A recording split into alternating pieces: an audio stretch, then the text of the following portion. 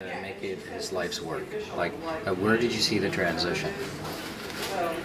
Well, so, Sarah, can you tell the YouTubers who you are? I'm Roger Devlin. I'm Tom Devlin's father.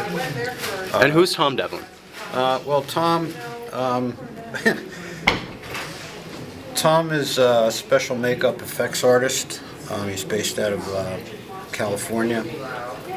He has pretty much been interested in the makeup world and the horror world since, at a young age, around six, it started. Halloween was always more important to him than Christmas in most cases because he just enjoyed it so much. And getting through high school, once he got there, he really had an interest in art and everything like that. And he, when he got out of school, he went out to California, went to Joe Blasco's school for makeup.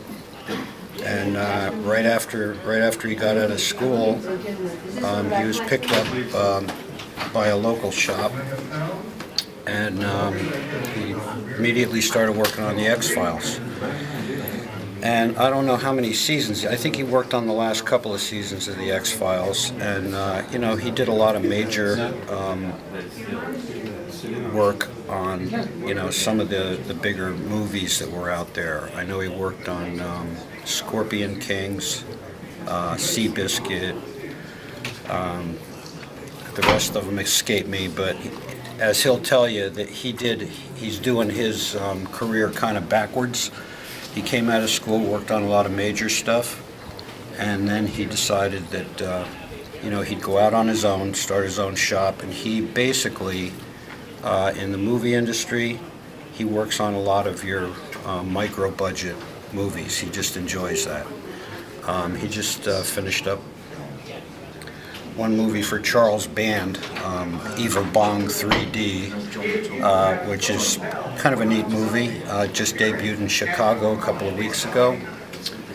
And but from the spin-off of the movies, when movies were slow, he started working on producing Halloween masks because that was something he was always interested in. So what he does is, he'll get an idea, he'll sculpt up a creature.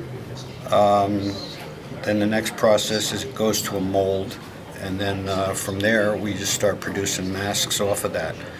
This time last year he had 13 masks in his line, and I think we've got 26 now, and probably about another 10 in production.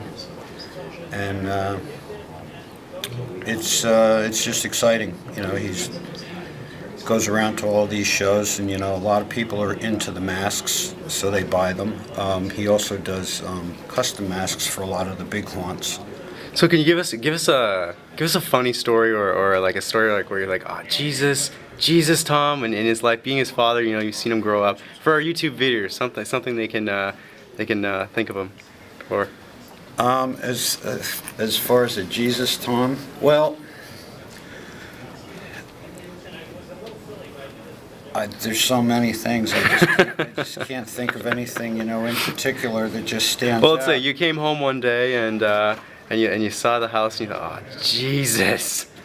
Well, I should have showed this kid about Halloween. There was always. There was always the you get into this world and there's always the creation of a mess.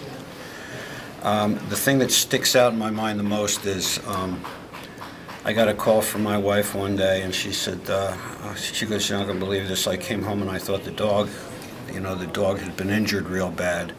And I guess my wife had come home from work a little bit earlier than she should have, and walked into the kitchen, and the dog was laying on the floor, and it was kind of a blonde German Shepherd style dog, and it just was all bloody and just laying there. And it was a well-trained dog, so if you told it to lay down and not move, it would. And Tom had done some blood work on the dog and everything, him and a friend of his, and the dog looked like it was dying, and there was, it was just it freaked everybody out, but the dog was fine. It was just him creating his little thing, and testing out some of the little makeup things that he could do. So that was probably the most shocking thing, I guess, for my wife at that time. I kind of rolled with everything and I don't know whether it's because when I was a child, you can't do this, you can't do that, your hair's too long, that kind of thing. I just let him pretty much, do what he wanted to do. And look where he is now. Look where he is now. Yeah, well, I got used to the fact that one day his hair would be purple, one day it would be green, one day it would be shaved on one side, one day it would be in a mohawk. And to me, it was just everyday life. Whereas everybody else was, oh, what'd you do to yourself here? Oh, why did you do that? Why did you do that? It was just, he wasn't getting arrested, he wasn't doing drugs. So I didn't really care what he wanted to do. So I just rolled with it. And well, guys, we're talking here with Tom Devlin's father, Roger Devlin, and we're going to come back and we're going to talk a little bit about the most recent fame that maybe put Tom on the spotlight, which was the TV show Face Off. So stay tuned for part 2.